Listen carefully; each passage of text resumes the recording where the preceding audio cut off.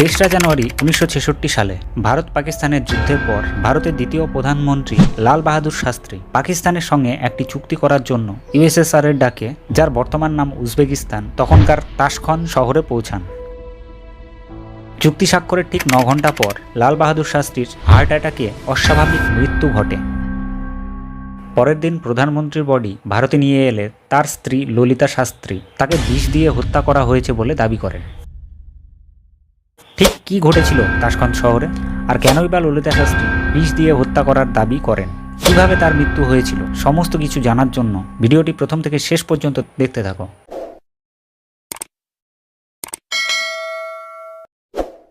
1965 সালে এপ্রিল মাসে জুলফিকার আলী ভুট্টোর নেতৃত্বে পাকিস্তানি সেনা ভারতে আক্রমণ করে কাশ্মীর দখলের জন্য। কাশ্মীর, গুজরাট সহ ভারতের অন্যান্য জায়গায় পাকিস্তানি সেনারা হামলা চালিয়ে ভারতের কিছু কিছু জায়গা কবজা করে নেয়। তখন ভারতের দ্বিতীয় প্রধানমন্ত্রী লাল বাহাদুর শাস্ত্রী সমস্ত সেনা অফিসারদের নির্দেশ দেয়, পাকিস্তান কাশ্মীর দখল করলে পুরো পাকিস্তান আমাদের দখল করতে হবে। তিনি সেনা অফিসারদের আরও বলেন, ভারত মাতাকে বাঁচানোর জন্য প্রধানমন্ত্রী হিসেবে তাকে আর কি করতে হবে। এরপর খুব কম সময়ের মধ্যে ভারতীয় সেনারা পাকিস্তানের বর্ডার অতিক্রম করে পাকিস্তানের 1920 স্কয়ার কিলোমিটার দখল করে নেয়। পাকিস্তানের খারাপ অবস্থা দেখে আমেরিকা ভারতকে বলে, পাকিস্তানের ওপর হামলা না থামালে ভারতে গম সাপ্লাই বন্ধ করে দেবে। তখন ভারত সরকার আমেরিকার কাছ থেকে গম আমদানি করত। এই কারণে শাস্ত্রীজি সারা ভারতবর্ষকে বার্তা দেয়, ভারতের দুটি সমস্যার জন্য আমাদের একজোট হয়ে লড়তে হবে। প্রথমত যুদ্ধের লড়াই, যা ভারতীয় সেনারা লড়ছে। দ্বিতীয়ত খাদ্যের লড়াই। ভারতে খাদ্যের পরিমাণ কম হওয়ার জন্য সপ্তাহে একদিন করে উপবাস করতে বলেন সারা ভারতবাসীকে। তাতে সমস্ত ভারতবাসী রাজি হয়ে যায়। পরবর্তীতে শাস্ত্রীজির অফিসিয়ালরা অন্য দেশ থেকে গম আমদানি করতে শুরু করে দেয়, এমনকি ভারতেও গম উৎপন্ন করতে শুরু করে দেয়। এই সময় শাস্ত্রীজির একটি স্লোগান সারা ভারতবাসীর মনে প্রভাব ফেলে, জয় জওয়ান জয় কিষান। পরবর্তীকালে পাকিস্তানি সেনারা ভারতীয় সেনার কাছে হার মানে। ভারত সরকার পাকিস্তান থেকে ভারতীয় সেনাদের যাতে ভারতে ফিরিয়ে নেয় এবং যাতে ভারত ও পাকিস্তানের মধ্যে বন্ধুত্বের সম্পর্ক তৈরি হয়, তার জন্য ইউএসএসআর সংস্থা ভারত ও পাকিস্তানকে একটি চুক্তি করবার জন্য তাশখন্দ শহরে আমন্ত্রণ করেন।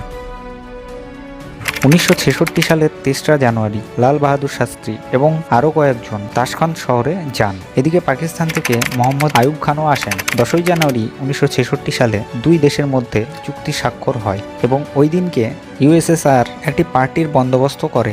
সকলেই খুব খুশি ছিল চুক্তিটি হওয়াতে।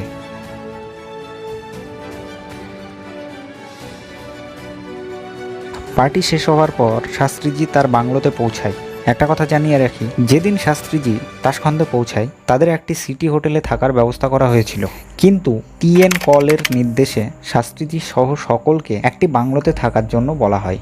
টিএন কল তখনকার মস্কোতে অবস্থিত ইন্ডিয়ান অ্যাম্বাসেডর ছিলেন। রাত 10টায় বাংলোতে পৌঁছানোর পর শাস্ত্রীজিকে তার রাঁধুনি রামনা খাবারের কথা জিজ্ঞেস করলে শাস্ত্রীজি তাকে বলে তিনি পার্টিতে খেয়েছেন, তাই হালকা কিছু নিয়ে আসতে। রামনাথ তখন কিচেনে গিয়ে জান মোহাম্মদের রান্না করা খাবার নিয়ে গিয়ে শাস্ত্রীজিকে দেয়।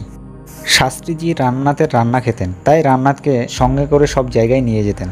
তাশখন্দে শাস্ত্রীজির খাবারের জন্য 2 রাশিয়ান রাঁধুনিকে রাখা হয়েছিল, কিন্তু 10 তারিখে টিএন কলের রাঁধুনি জান মোহাম্মদ শাস্ত্রীজিকে রান্না করে দেয়। শাস্ত্রীজি খাবার খাবার পর ভারতে তার স্ত্রীকে ফোন করেন এবং জানতে চান ওই চুক্তির ব্যাপারে ভারতবাসীর কী রিয়াকশন।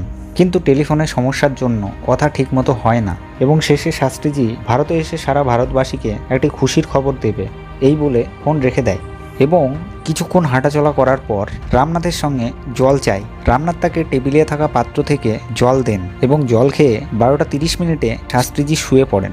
পাশের ঘরে 3 জন আর কাপুর, এমএন শর্মা ও জেএন শাহী ছিলেন, যারা পরের দিনের জন্য জিনিসপত্র গোছাচ্ছিলেন। হঠাৎই শাস্ত্রীজি বুকে হাত দিয়ে কাশতে কাশতে তাদের ঘরের দরজার সামনে এসে বলেন তার চিকিৎসককে ডাকতে। ওই অবস্থা দেখে কাপুর ও শর্মা দুজনেই শাস্ত্রীজিকে তার ঘরে নিয়ে যায়। জেএন শাহী তার চিকিৎসক ডক্টর আরএন চককে ডাকতে যান। কাপুর ও শর্মা শাস্ত্রীজিকে শুইয়ে দেন। তখন অতিরিক্ত কাশির জন্য শাস্ত্রীজি বিছানায় বসে পড়েন। হাত দিয়ে জলের পাত্রর দিকে ইশারা করতে আরম্ভ করেন। এরই মধ্যে চিকিৎসক চক আসে এবং 2টি ইঞ্জেকশন দেয়, কিন্তু ইঞ্জেকশনে কোনো কাজ হয় না। তারপর আস্তে আস্তে শাস্ত্রীর পালস, হার্টবিট সমস্ত কিছু বন্ধ হয়ে যায়। চিকিৎসক চক সর্বশেষ চেষ্টা করার পর শেষে হার মেনে একটা কথাই বলেন, বাবুজি আপনি আমাকে সময় দিলেন না। তখন রাত 1:32। এরপর রাশিয়ান ডাক্তাররা এসে চেষ্টা করার পর মৃত বলে ঘোষণা করেন।